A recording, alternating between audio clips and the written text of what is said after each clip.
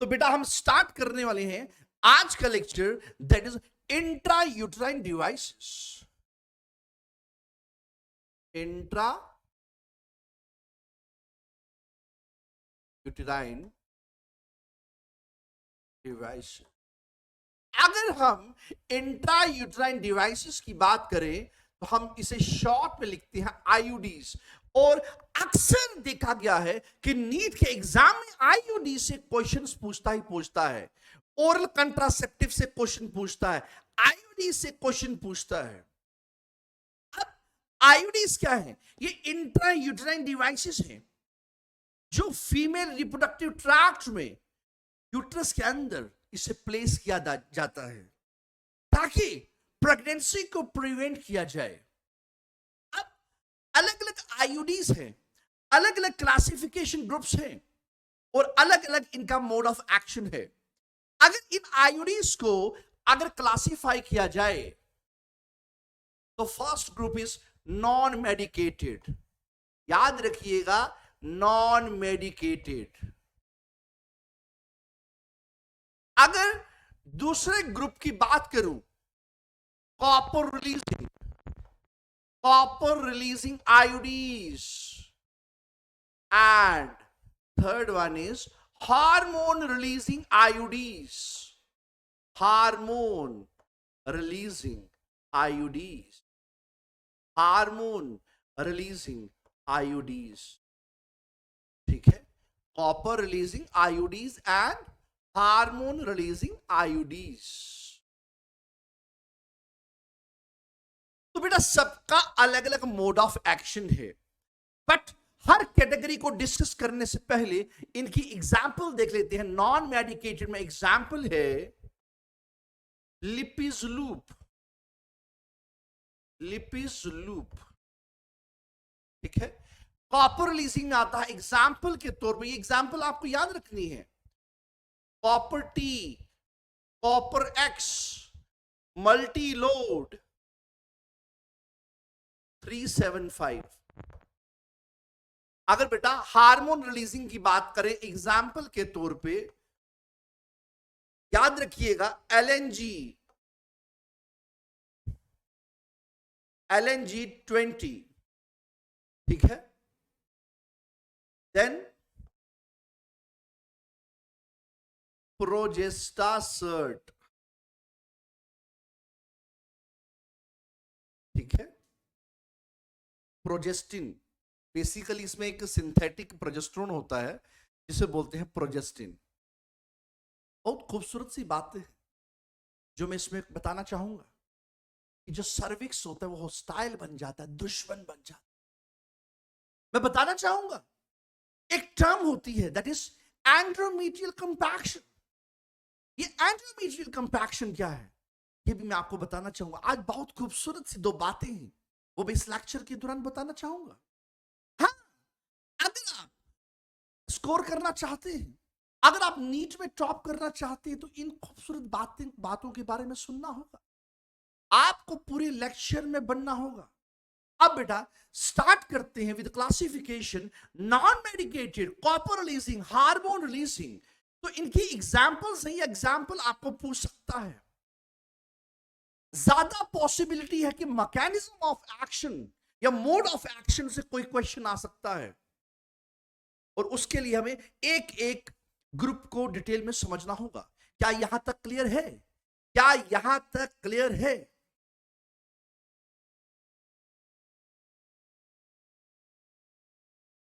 अब बेटा नेक्स्ट समझना होगा नॉन मेडिकेटेड। नॉन मेडिकेटेड, अगर नॉन मेडिकेटेड आईयूडीज की बात की जाए, इसमें आता है एग्जाम्पल के तौर पे लिपिज़लूप। अरे भाई ये यूट्रस आ गया, ये आपका सर्विक्स एरिया आ गया, and this one is the vagina part, और यहां पे इस तरह से हमने प्लेस कर दिया लिपिज़लूप। एक्चुअली हमने लिपिस लूप यूट्रस के अंदर प्लेस किया। इसका मतलब है फीमेल ने अपने रिप्रोडक्टिव ट्रैक्ट में यूट्रस के अंदर एक फॉरेन सब्सटेंस को इंसर्ट कर दिया। अरे भाई, अगर हम आईयूडी को अगर हम रिप्रोडक्टिव ट्रैक्ट में प्लेस कर रहे हैं, ये बाहर का फॉरेन सब्सटेंस है। अरे एक सिंपल सी एग्जांपल दूंगा। Basically we are Indians. अरे कल एक मैच भी है इंडिया पाकिस्तान का, तो हम चाहेंगे हमारी कंट्री जीते, हमारी कंट्री इंडिया विजेता बने और बहुत सारी खुशियां मनाएंगे। Anyways, basically we are Indians. और जो बाहर के इंडिया के जो बाहर के जो रहने वाले हैं, अगर वो यहां पे आते हैं, हम उन्हें कहते हैं फॉरेनर्स। इसी तरह से हमारी बॉडी में अगर कोई बाहर से कोई सब्सटेंस अंदर डाल दिया जाता है, वो हमारे लिए फॉरेन सब्सटेंस है। क्या है? Foreign substance. अगर लिपिस लूप को इंसर्ट कर दिया जाए फीमेल के यूट्रस में, तो ये जो आईयूडी है, ये क्या है? फॉरेन सब्सटेंस है। इसका मतलब, इसका मैकेनिज्म ऑफ एक्शन अगर हमें डिस्कस करना हो, तो आप मैकेनिज्म ऑफ एक्शन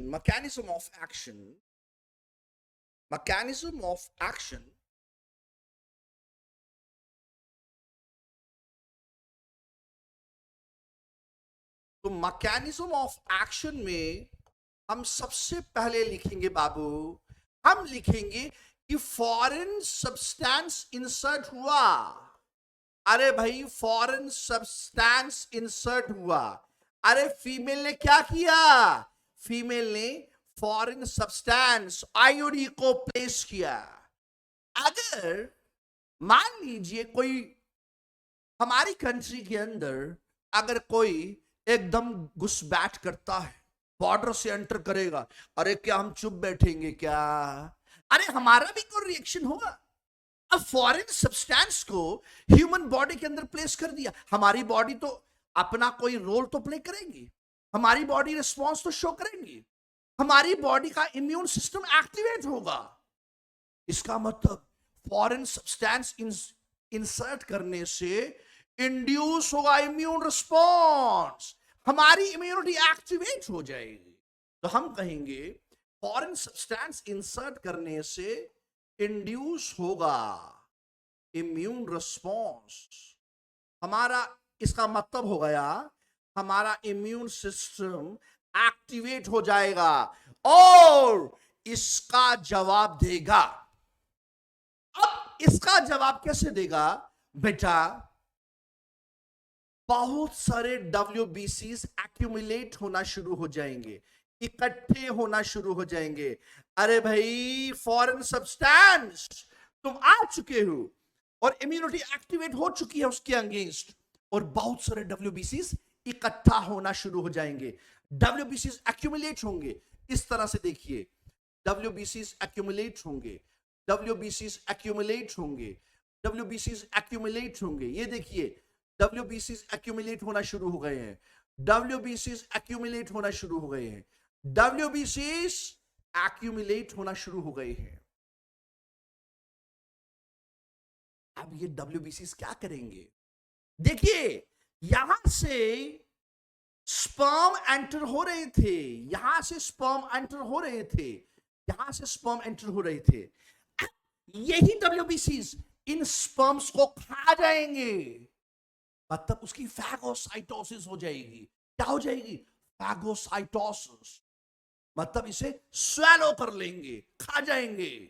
तो यानी कि ये WBC जो हैं, ये क्या करेंगे? फैगोसाइटोसिस करेंगे। किसकी फैगोसाइटोसिस? किसको खा जाएंगे? फैगोसाइटोसिस ऑफ स्पर्म्स या स्पर्म सेल्स। तो इस तरह से अगर स्पर्म्स की फैगोसाइटोसिस हो गई तो स्पर्म्स पहुंच नहीं पाएंगे कहां तक? फैलोपियन ट्यूब तक। तो फर्टिलाइजेशन नहीं होगी, तो प्रेगनेंसी नहीं होगी। This is the non medicated method. क्या ये चीज आपको यहां तक क्लियर हुई? हाँ, नीट में क्वेश्चन कैसे पूछेगा? ये जो नॉन मेडिकेटेड है, लिपिस लूप है, इसका मैकेनिज्म ऑफ एक्शन किसके ऊपर बेस्ड है? एक टर्म पूछेगा। तो याद रखिएगा, आपको फैगोसाइटोसिस को टिक करना होगा, आपको फैगोसाइटोसिस को टिक करना होगा, आपको फैगोसाइटोसिस को टिक करना होगा। क्या यहां तक क्लियर है? क्या यहां तक क्लियर है?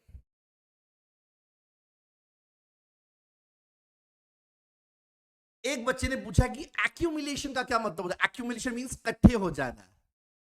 अरे अगर देखो, दो टर्म्स होती है, दो टर्म्स होती है, एक होती है स्कैटर्ड, एक होती है एक्यूमुलेशन। एक्यूमुलेशन, साहिबा बेटा, स्कैटर्ड का मतलब होता है बिखर जाना, एक्यूमुलेशन का मतलब होता है इकट्ठे हो जाना। तो अलग अलग जगह से डब्ल्यूबीसी आए और इकट्ठे हो गए, मींस एक्यूमुलेट हो गए। क्या यहां तक क्लियर हुआ? तो बेटा ये आपका नॉन मेडिकेटेड मेथड था। अब नेक्स्ट है copper releasing IUD. Copper releasing IUD, ये कॉपर रिलीजिंग क्या है? Multi load 375। अब इसका मैकेनिज्म ऑफ एक्शन देखते हैं। अगर हम मैकेनिज्म ऑफ एक्शन की बात करें, मैकेनिज्म ऑफ एक्शन, ये जो कॉपर रिलीजिंग आईयूडीज होते हैं, ये तीन तरीके से काम करते हैं। अगर इसका मोड ऑफ एक्शन देखा जाए या इसका मैकेनिज्म देखा जाए, ये तीन तरीके से काम करते हैं। ध्यान से देखिए, this one is uterus, this one is cervix and this one is, इस तरह से हमने आईयूडी को प्लेस कर दिया। बेसिकली क्या निकालते हैं? Copper ions. ये कॉपर आयंस रिलीज करेंगे, ठीक है। तो इनका मैकेनिज्म ऑफ एक्शन क्या है? फर्स्ट वन इज, इन ये क्या होते हैं? स्पर्मीसाइडल होते हैं, ये स्पर्मीसाइडल होते हैं। बेटा जब भी हम एक वर्ड यूज करें साइडल, यहां पे ध्यान से देखिए, साइडल का मतलब होता है टू किल, मतलब मार देना। तो याद रखिए, ये जो कॉपर लूप, सॉरी, ये जो कॉपर रिलीजिंग आईयूडीज हैं, ये जो कॉपर रिलीजिंग आईयूडीज हैं, ये बहुत सारा कॉपर रिलीज करेंगे। और याद रखना, कॉपर जो होता है वो स्पर्मीसाइडल होता है। साइडल मींस किल कर देता है, स्पर्म्स को किल कर देता है। एक्चुअली क्या है बेटा, ये जो कॉपर आयंस होते हैं, basically they are cytotoxic. Cytotoxic का मतलब होता है टॉक्सिक टू सेल्स। तो स्पर्म्स भी क्या है? सेल्स है। स्पर्म्स भी क्या है? सेल्स है। याद रखिएगा। तो सबसे पहला एक्शन है स्पर्मीसाइडल, मींस बहुत सारे स्पर्म्स को किल कर देगा कॉपर आयंस। दूसरा इनका मोड ऑफ एक्शन होता है, मैंने आपको बताया था, ये जो स्पर्म का स्ट्रक्चर है, आगे एक्रोसोम पार्ट है, नीचे टेल है, सबसे पीछे टेल है। टेल की वजह से क्या होती है? मूवमेंट। स्पर्म क्या करेगा? मूव करेगा। तो बेटा ये कॉपर आयंस इसके मूवमेंट को रोक देंगे। मूवमेंट को क्या बोलते हैं? मोटिलिटी। मोटिलिटी मींस मूव करना। तो इसकी मोटिलिटी कम हो जाती है, इसकी मूवमेंट कम हो जाती है। किसकी वजह से? कॉपर आयंस की वजह से। याद रखिएगा, स्पर्म्स की मोटिलिटी, स्पर्म्स की मूवमेंट कम हो जाएगी। किसकी वजह से? कॉपर आयंस की वजह से। तो हम लिख सकते हैं second point is decreases the motility of sperms, decreases the motility of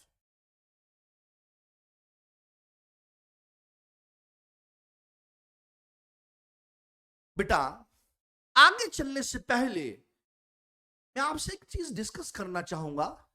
ऐसा क्या हो गया, स्पर्म्स की मोटिलिटी कम हो गई? ऐसा क्या हुआ स्पर्म्स की मोटिलिटी कम हो गई? कोई आप में से कोई बता सकता है? जल्दी से मुझे बताइए, कोई आप में से कोई आइडिया लगा सकता है ऐसा क्या हुआ होगा कि स्पर्म्स की मोटिलिटी कम हो जाएगी? बताइए।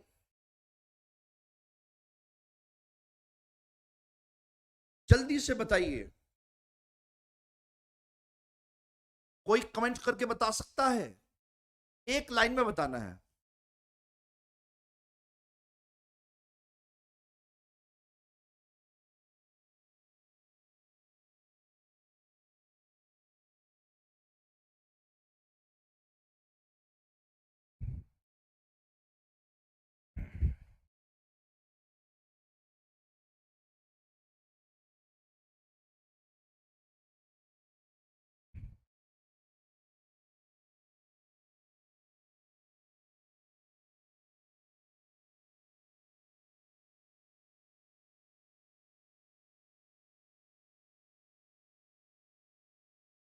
चलिए, anyways, in mechanism of action को यहीं पे कंटिन्यू करते हैं, बट पहले इसको समझते हैं। Decreases the motility of sperms.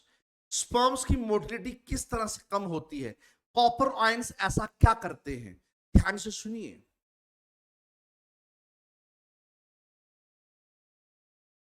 बेटा, जब बहुत सारे कॉपर आयंस रिलीज होते हैं, जब बहुत सारे कॉपर आयंस रिलीज होते हैं, जब बहुत सारे कॉपर आयंस रिलीज होते हैं, बेटा,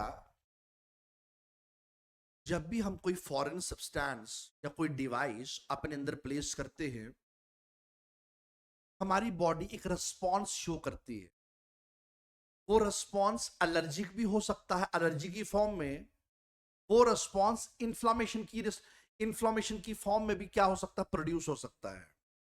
यानी कि अगर बाहर से कोई डिवाइस अगर हम अंदर प्लेस कर देते हैं यूट्रस में, हमारी बॉडी एलर्जिक रिस्पॉन्स भी शो कर सकती है या फिर इंफ्लामेटरी रिस्पॉन्स भी शो कर सकती है। बेटा, इस केस में देखा जाए, यूट्रस के अंदर इंफ्लामेटरी रिस्पॉन्स होगा। क्या होगा? Inflammatory response. याद रखिएगा, यूट्रस के अंदर इंफ्लामेटरी रिस्पॉन्स होगा।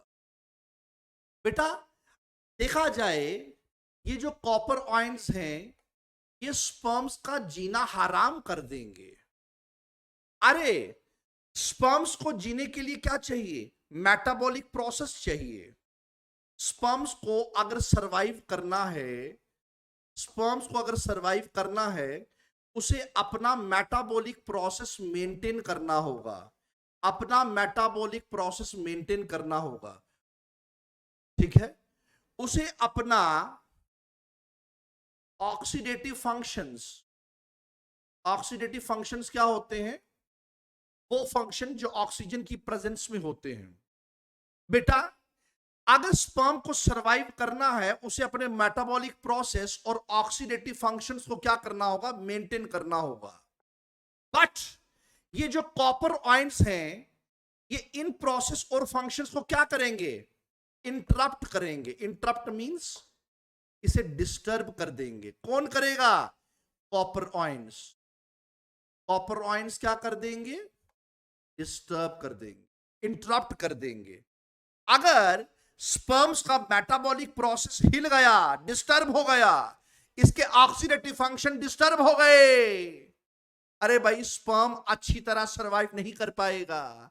अरे, मूवमेंट नहीं कर पाएगा। काय को होगी मोटिलिटी? मोटिलिटी नहीं होगी। इसकी अगर मोटिलिटी होगी भी तो बहुत ना के बराबर होगी। तो हम कहेंगे कॉपर आयंस ने स्पर्म की मोटिलिटी कम कर दी।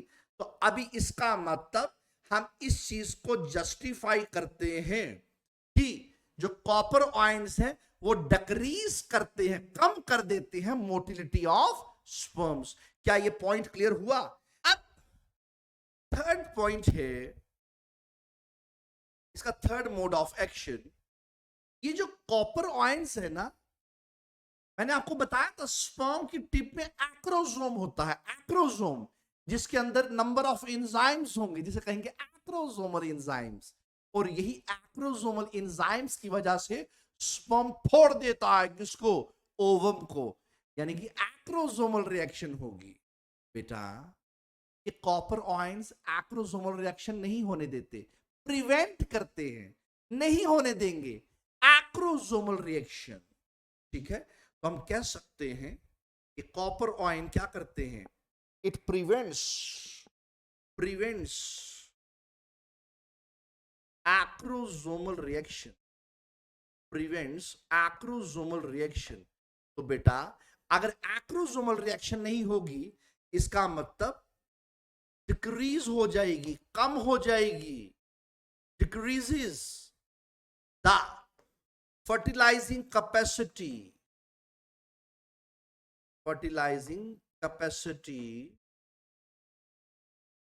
of sperms, decreases the fertilizing capacity of sperms। बेटा स्पर्म जो है वो फर्टिलाइज हो जाता है किसके साथ, ओवम के साथ, क्योंकि एक्रोसोमल रिएक्शन होगी। But copper ions acrosomal reaction नहीं होने देंगे। अगर कॉपर आयंस एक्रोसोमल रिएक्शन नहीं होने देंगे, इसका मतलब स्पर्म ओवम को फर्टिलाइज नहीं कर पाएगा, स्पर्म की फर्टिलाइजिंग कैपेसिटी कम हो जाएगी। याद रखिएगा।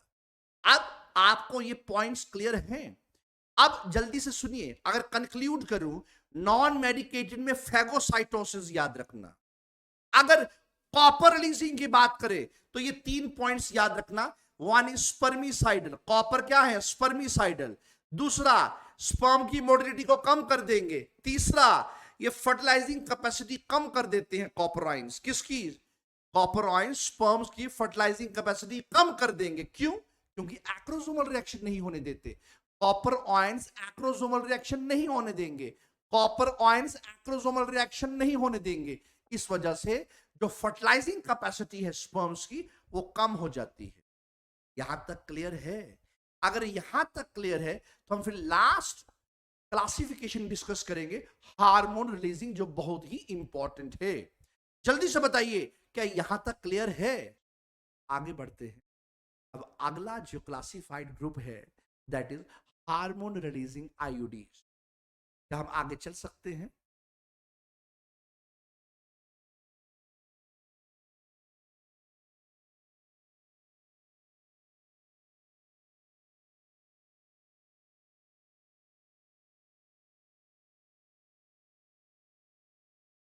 बेटा अगर हम बात करें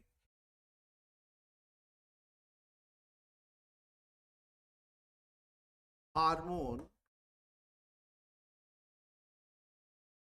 रिलीजिंग आईयूडीज की, बेटा हार्मोन रिलीजिंग आईयूडीज को समझने से पहले आपको एक कंसेप्ट क्लियर होना चाहिए। ध्यान से सुनिए। दो हार्मोन्स होते हैं, one is estrogen, another one is progesterone, another one is progesterone. One is estrogen, another one is progesterone. बेटा अगर ईस्ट्रोजन की बात आए, this one is the uterus, this one is the cervix and this one is the, ध्यान से सुनिए। ये जो सर्विक्स का एरिया है, यहां पे म्यूकस होगा, उसे बोलेंगे cervical mucus, cervical mucus. Area को बोलेंगे सर्विक्स। ठीक है, तो सर्विक्स में क्या होता है, सर्वाइकल म्यूकस होता है। बेटा under normal conditions, under normal condition, under normal conditions क्या होगा, ये जो सर्वाइकल म्यूकस होता है ये थिन होता है, just because of estrogen, just because of estrogen ये सर्वाइकल म्यूकस क्या होगा, थिन होगा। ईस्ट्रोजन की वजह से, ईस्ट्रोजन के सक्रिट होने की वजह से, याद रखिएगा, जस्ट बिकॉज ऑफ ईस्ट्रोजन, जो सर्वाइकल म्यूकस है क्या होगा, सर्वाइकल म्यूकस थिन होगा।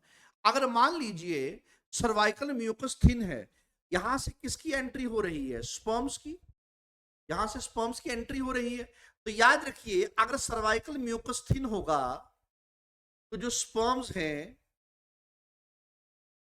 वो इजिली पेनिट्रेट कर जाएंगे, ठीक है। स्पर्म्स इजिली पेनिट्रेट कर जाएंगे, क्रॉस कर जाएंगे, किसको? सर्वाइकल म्यूकस को, ठीक है, क्योंकि म्यूकस थिन है, याद रखिएगा। अगर हम बात करें प्रोजेस्टेरोन की, सपोज अगर हम बाहर से कोई आईयूडी लेते हैं, हार्मोन रिलीजिंग, अब बाहर से लिया, वो हार्मोन रिलीज करेगा, कौन सा हार्मोन रिलीज करेगा? प्रोजेस्टेरोन, ठीक है, यानी कि सिंथेटिक प्रोजेस्टेरोन। अब बेटा इसका क्या इफेक्ट होता है, ध्यान से सुनिए। This is the uterus part, this is the cervix part, and this one is the vagina. अब ये जो सर्वाइकल म्यूकस है, सर्वाइकल म्यूकस बेटा ये थिक हो जाएगा। अगर प्रोजेस्टेरोन रिलीज हुआ तो सर्वाइकल म्यूकस थिक हो जाएगा। ध्यान से सुनिए, प्रोजेस्टेरोन की वजह से, under the influence of progesterone, अगर प्रोजेस्टेरोन रिलीज होगा, ठीक है, तो सर्वाइकल म्यूकस थिक हो जाएगा, घना हो जाएगा, सर्वाइकल म्यूकस थिक हो जाएगा। अगर सर्वाइकल म्यूकस थिक हो जाए तो याद रखना, स्पर्म्स कैनॉट पेनिट्रेट, स्पर्म्स अंदर नहीं जा पाएंगे, यानी कि जो स्पर्म्स की एंट्री होगी वो यहीं पे रुक जाएगी। Cross cross cross means sperms यहीं पे क्या हो जाएंगे? रुक जाएंगे। तो इस केस में हम कहेंगे जो सर्विक्स है, सर्विक्स के अंदर क्या है? Cervical mucus, cervical mucus thick है, इसका मतलब अब स्पर्म्स को अंदर नहीं जाने दे रहा। अब इसका मतलब जो सर्विक्स है वो होस्टाइल बन गया, दुश्मन बन गया। इस केस में देखा जाए, इस केस में देखा जाए, जो सर्विक्स है वो क्या बन गया? होस्टाइल। होस्टाइल का मतलब होता है दुश्मन। किसका दुश्मन बन गया? स्पर्म्स का। क्यों भाई, ऐसा क्या है? क्योंकि ये स्पर्म्स को अंदर आने नहीं दे रहा। तो हम कहेंगे सर्विक्स जो है वो होस्टाइल बन गया। किसका? स्पर्म्स का। यही एक खूबसूरत सी बात थी जो मैं आपको बताना चाहता था। मैंने आपको लेक्चर के स्टार्ट में कहा था, बेटा याद रखिएगा, अगर आपको एग्जाम में पूछे कि जो सर्विक्स है वो कब होस्टाइल बन जाती है, दुश्मन बन जाती है स्पर्म्स को लेके, वो स्पर्म्स को लेके कब होस्टाइल बन जाएगी, ठीक है, सर्विक्स कब होस्टाइल बन जाती है विद रिस्पेक्ट टू स्पर्म्स, आप कहेंगे जब हार्मोन रिलीजिंग आयोडीज यूज करेंगे। क्योंकि हार्मोन रिलीजिंग आयोडीज से क्या रिलीज होता है? Synthetic progesterone. क्या ये नॉर्मल सा आपको ये कंसेप्ट क्लियर है? मैंने अभी आपको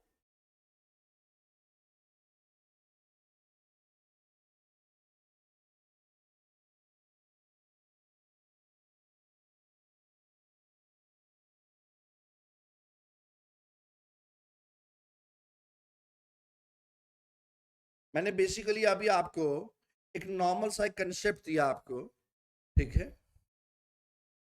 अभी जस्ट मैंने आपको हार्मोन्स के बारे में बताया, ठीक है। अभी जस्ट मैंने आपको हार्मोन्स के बारे में बताया, अभी जस्ट मैंने आपको हार्मोन्स के बारे में बताया। मैंने अभी आईयूडीज के मैकेनिज्म ऑफ एक्शन को मैंने एक्सप्लेन नहीं किया। मैंने जस्ट अभी हार्मोन्स के बारे में बताया।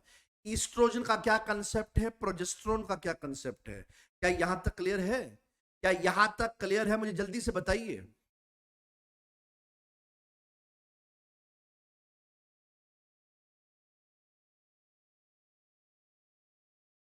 बेटा one more concept is, one more concept is, अगर हम बात करें ईस्ट्रोजन की, जो ईस्ट्रोजन है वो एंडोमेट्रियम की थिकनेस करता है, एंडोमेट्रियम की थिकनेस करता है। आपको पता होना चाहिए basically under the influence of estrogen endometrium की क्या होती है? प्रोलिफरेशन। तो हम कहेंगे एंडोमेट्रियम की थिकनेस होगी, ठीक है। अगर बेटा प्रोजेस्टेरोन, अभी जस्ट मैं हार्मोन्स का कंसेप्ट दे रहा हूं, मैंने अभी आईयूडीज की बात ही नहीं की। अगर प्रोजेस्टेरोन की बात की जाए बेटा, प्रोजेस्टेरोन का काम होता है कि एंडोमेट्रियम को, ये एंडोमेट्रियम को शिफ्ट करता है, ये एंडोमेट्रियम को शिफ्ट करता है कहां से? प्रोलिफरेटिव फेज से।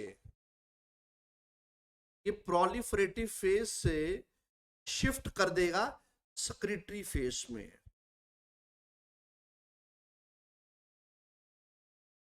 याद रखना, ईस्ट्रोजन की वजह से एंडोमेट्रियम की प्रोलिफरेशन होती है, बट प्रोजेस्टेरोन जो है वो एंडोमेट्रियम को शिफ्ट करता है कहां से? प्रोलिफरेशन से सेक्रेटरी फेज, प्रोलिफरेशन से सेक्रेटरी फेज, प्रोलिफरेशन से सेक्रेटरी फेज। याद रखिएगा।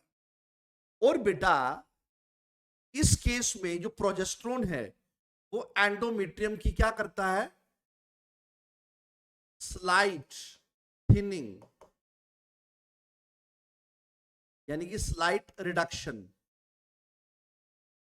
यानी कि उसकी थिकनेस को कम कर देता है। ठीक है, ज्यादा ज्यादा थिकनेस कम नहीं करेगा। नॉर्मली, मैं नॉर्मली बता रहा हूं, नॉर्मली। ठीक है, मैंने अभी सिंथेटिक प्रोजेस्टेरोन की बात नहीं की। नॉर्मली प्रोजेस्टेरोन क्या करता है? एंडोमेट्रियम को शिफ्ट करता है from proliferative to secretory phase, और उसकी थिकनेस को हल्का सा कम कर देगा।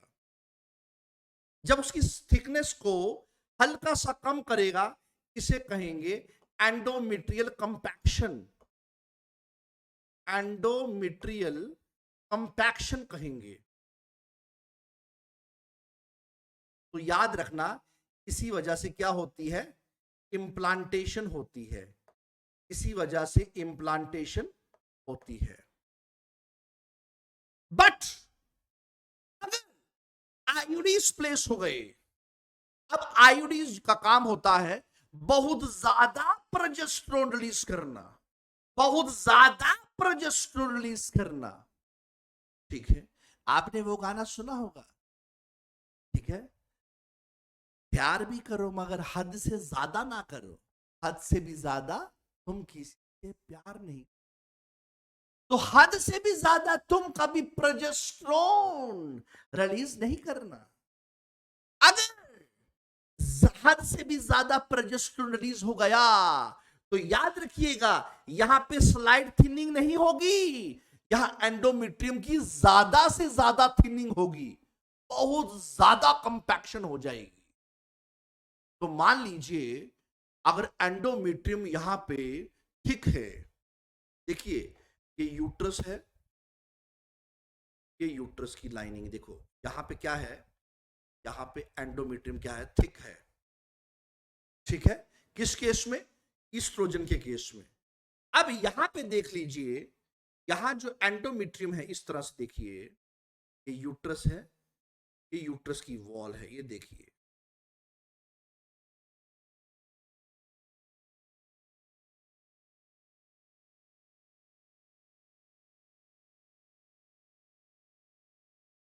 ठीक है, इस तरह से एंडोमेट्रियम की जो वॉल है वो थिन हो जाएगी ताकि इंप्लांटेशन हो सके। अगर मान लीजिए, अगर मान लीजिए अगर बहुत ज्यादा थिनिंग हो गई यूट्रस की, इस तरह से देख लीजिए,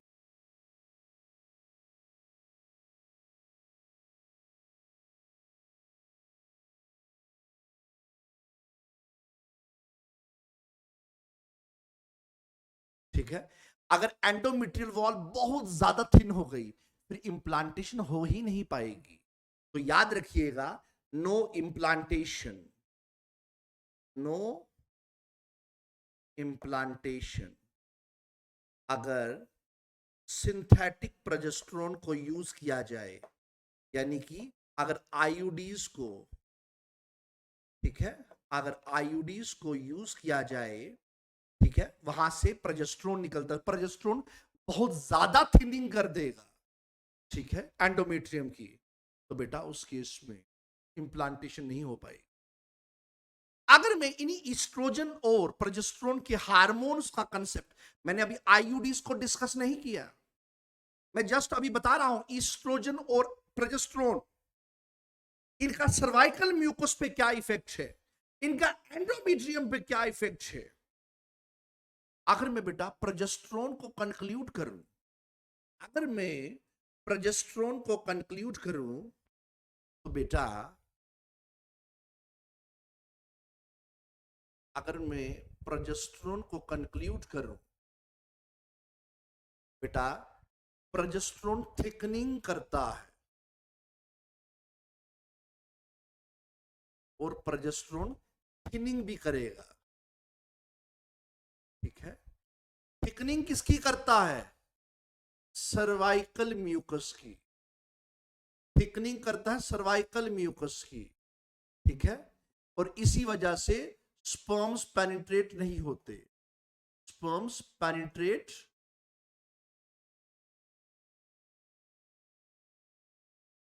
नहीं होते। कहां पे? यूट्रस में। अगर यूट्रस में पेनिट्रेट नहीं होंगे तो अल्टीमेटली फैलोपियन ट्यूब तक नहीं जाएंगे, तो अल्टीमेटली फर्टिलाइजेशन नहीं होगी। दूसरा बेटा, हाँ, यहां पे ये भी याद रखना, यहां पे सर्विक्स क्या बन चुका है?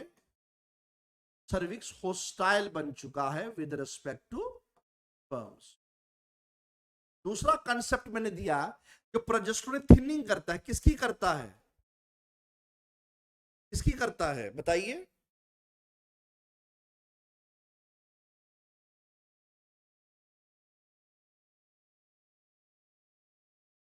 प्रोजेस्टेरोन थिनिंग करता है एंडोमेट्रियम की। ठीक है, यानी कि अनसूटेबल, यानी कि यूट्रस को क्या बना देगा? अनसूटेबल। ठीक है, अगर एंडोमेट्रियम की थिनिंग हुई मींस कि यूट्रस को क्या बना देगा? Unsuitable for implantation. इसका मतलब हो गया, अगर थिनिंग हो गई प्रोजेस्टेरोन की वजह से, एंडोमेट्रियम की थिनिंग हो गई, एंडोमेट्रियम थिन हो गया, तो याद रखिएगा जो यूट्रस है वो इम्प्लांटेशन नहीं कर पाएगा, तो अंग्रेजी में कहेंगे अनसूटेबल फॉर इम्प्लांटेशन। ठीक है, अगर इम्प्लांटेशन हो तो सूटेबल, अगर इम्प्लांटेशन ना हो तो अनसूटेबल। तो यहां पे हम कहेंगे एंडोमेट्रियम की थिनिंग होगी, इस वजह से हम कहेंगे यूट्रस क्या है? अनसूटेबल, मींस यूट्रस इम्प्लांटेशन के लिए रेडी नहीं है, तो अनसूटेबल फॉर इम्प्लांटेशन। ये चीज आपको क्लियर होनी चाहिए बेटा। अगर आपको ईस्ट्रोजन और प्रोजेस्टेरोन का ये कंसेप्ट क्लियर है, तो मैं अब आपको आईयूडीज के बारे में बताता हूं, हार्मोन रिलीजिंग आईयूडीज के बारे में बताता हूं। बताइए, क्या यहां तक आपको कंसेप्ट क्लियर हुआ? क्या आपको यहां तक कंसेप्ट क्लियर हुआ?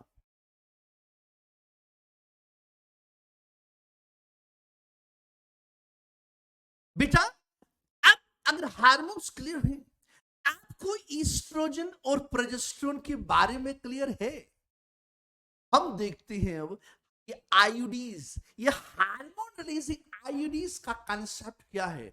अरे बेटा जुड़े रहिएगा, अभी ही कहानी का दी एंड है, अभी आपको ये चीज समझनी है।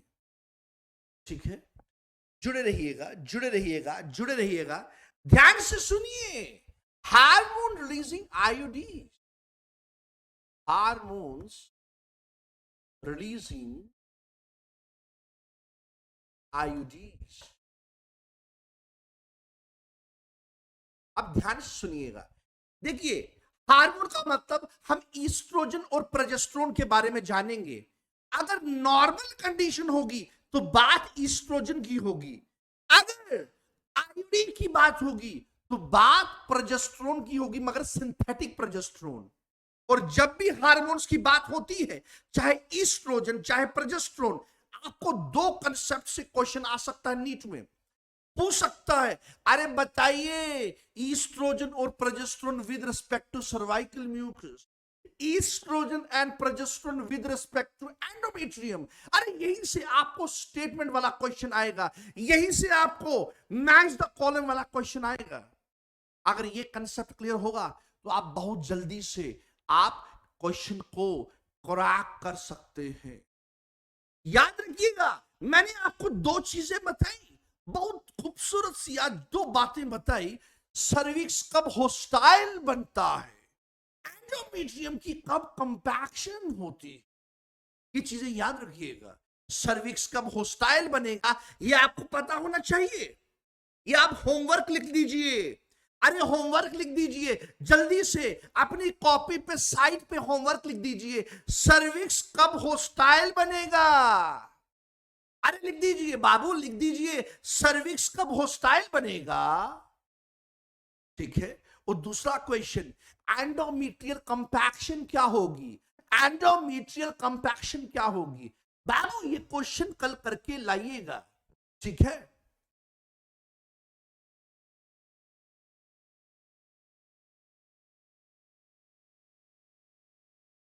अब बेटा ध्यान से समझते हैं, हार्मोनिसिंग आईयूडी, ठीक है, अंडर नॉर्मल कंडीशन, ठीक है। पहले देखते हैं under normal condition. Under normal condition का मतलब होता है हमने आईयूडी की बात नहीं करनी, हमने आईयूडी की बात नहीं करनी, हमने हार्मोन रिलीजिंग आईयूडी की बात नहीं करनी। तो बेटा इस केस में क्या होगा, ईस्ट्रोजन का इफेक्ट होगा। इस केस में ईस्ट्रोजन का इफेक्ट होगा। ईस्ट्रोजन की वजह से जो सर्वाइकल म्यूकस है, जो सर्वाइकल म्यूकस है इसकी थिनिंग हो जाएगी। अगर सर्वाइकल म्यूकस की थिनिंग हो गई तो मुझे बताइए क्या स्पर्म पेनिट्रेट कर पाएगा। यस, स्पर्म एंटर कर जाएगा सर्विक्स एरिया में, अरे यूट्रस में चला जाएगा, अरे फैलोपियन ट्यूब में चला जाएगा और फर्टिलाइजेशन करेगा। तो हम कहेंगे सर्वाइकल म्यूकस, ठीक है, क्या हो जाएगा, इसकी थिनिंग हो जाएगी और इस वजह से जो स्पर्म है वो पेनिट्रेट करेगा। स्पर्म क्या करेगा, पेनिट्रेट करेगा, ठीक है। तो अल्टीमेटली फर्टिलाइजेशन हो जाएगी। फर्टिलाइजेशन होगी मींस प्रेगनेंसी होगी। अब दूसरा केस है, मान लीजिए हमने आईयूडी को यूज किया, हमने हार्मोन रिलीजिंग आईयूडी को यूज किया। हार्मोन रिलीजिंग आईयूडी का मतलब क्या है, हार्मोन रिलीजिंग आईयूडी का मतलब है इसमें क्या क्या होगा, इसमें होगा लिवोनॉर्ड गैस्ट्रल, इसमें क्या होगा, इसमें होगा प्रोजेस्टीन। अरे भाई ये क्या है, ये सिंथेटिक प्रोजेस्टेरोन है, ये सिंथेटिक प्रोजेस्टेरोन है बाबू, ये सिंथेटिक प्रोजेस्टेरोन है। अरे भाई अगर आप ये यूज करेंगे आईयूडी मींस ये नॉर्मल कंडीशन नहीं है, आप आईयूडी यूज कर रहे हैं कौन सा वाला, हार्मोन रिलीजिंग वाला। तो बेटा जब हमने प्रोजेस्टेरोन को यूज किया, यानी कि हमने आईयूडी को यूज किया हार्मोन रिलीजिंग को, तो ये क्या रिलीज करेगा, सिंथेटिक प्रोजेस्टेरोन। तो इसकी वजह से इसका उल्टा कर दीजिए, सर्वाइकल म्यूकस की क्या होगी, सर्वाइकल म्यूकस की क्या होगी, थिकनिंग होगी। क्या होगी, थिकनिंग होगी। अरे बाबू बता दीजिए ना क्या होगी, थिकनिंग होगी। तो अल्टीमेटली जो स्पर्म है fails to penetrate, sperm fails to penetrate. अरे स्पर्म पेनिट्रेट नहीं कर पाएगा, अरे स्पर्म पेनिट्रेट नहीं करेगा तो क्या होगा, अरे स्पर्म पेनिट्रेट ना करने से क्या होगा, फर्टिलाइजेशन नहीं होगी, प्रेगनेंसी नहीं होगी। तो इसका मतलब काम तो निकल गया ना आईयूडी का। इसका मतलब sperm fails to penetrate, no fertilization, no pregnancy. तो बेटा अब नेक्स्ट देखना होगा, ये हमने अफेक्ट देखा आईयूडी का with respect to cervical mucus. अब हम देखेंगे with respect to endometrium. Under normal condition, under normal condition मैंने आपको कंसेप्ट दिया था हार्मोन्स का, बस अब वही कंसेप्ट हम अप्लाई कर रहे हैं। अंडर नॉर्मल कंडीशंस क्या होगा, बेटा अंडर नॉर्मल कंडीशन हमेशा ईस्ट्रोजन की बात होगी। तो ईस्ट्रोजन क्या करता है? एंडोमेट्रियम की प्रोलिफरेशन करता है, एंडोमेट्रियम की प्रोलिफरेशन करता है, यानी कि एंडोमेट्रियम की थिकनिंग करता है। ठीक है, एंडोमेट्रियम की थिकनिंग करता है, याद रखिएगा। अगर हम आईयूडीज यूज करते हैं, ठीक है, जैसे कि हार्मोन रिलीजिंग, तो इस केस में प्रोजेस्टेरोन की बात आएगी, यानी कि सिंथेटिक प्रोजेस्टेरोन। ये ज्यादा से ज्यादा क्या करेगा भाई? ये ज्यादा से ज्यादा क्या कर लेगा? अरे भाई, हमारे देश का एक नेता कहता था, अरे भाई ज्यादा से ज्यादा ये क्या कर लेंगे मेरा? अरे ज्यादा से ज्यादा क्या कर लेंगे मेरा? तो वही यूट्रस बोल रहा है, अरे भाई प्रोजेस्टेरोन ज्यादा से ज्यादा क्या कर लेगा भाई? ये एंडोमेट्रियम की थिनिंग करेगा। क्या करेगा? एंडोमेट्रियम की थिनिंग करेगा।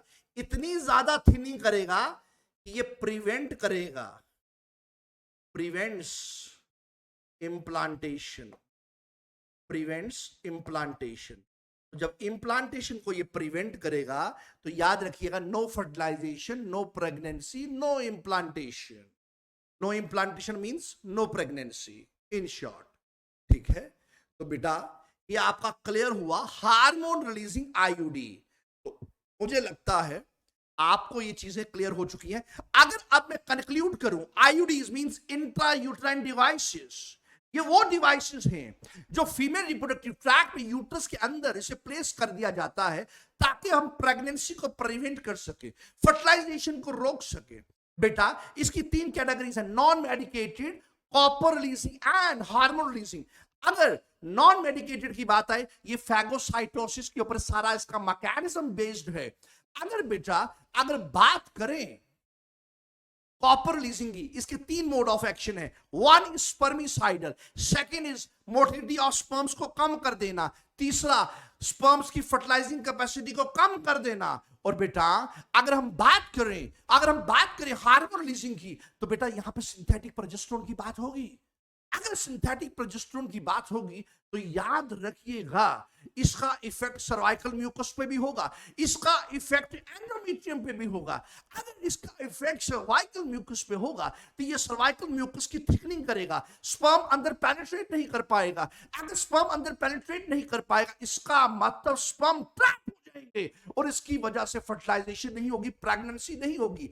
अगर इसका इफेक्ट एंडोमेट्रियम पे देखिए, तो एंडोमेट्रियम की थिनिंग करता है। नॉर्मली प्रोजेस्टेरोन एंडोमेट्रियम की थिनिंग करेगा, जिसे कहेंगे एंडोमेट्रियल कंपैक्शन। बट अगर सिंथेटिक प्रोजेस्टेरोन की बात करें, ये एंडोमेट्रियम की इतनी थिनिंग करेगा कि उसे इम्प्लांटेशन होने के काबिल छोड़ेगा ही नहीं बाबू, तो अल्टीमेटली प्रेगनेंसी नहीं होगी। यही जिस्ट था आज के लेक्चर का, और कल हम पढ़ेंगे ओरल कंट्रासेप्टिव्स। क्या ये बात यहां तक क्लियर है?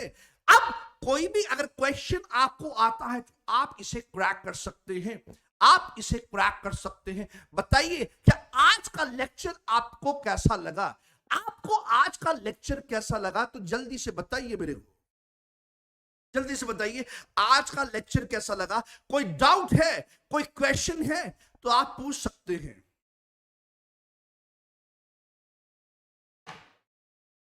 चलिए चलते हैं, खुदा हाफिज, बाय बाय, टेक केयर, और मंडे को मिलते हैं इसी सेम जोश और एनर्जी के साथ।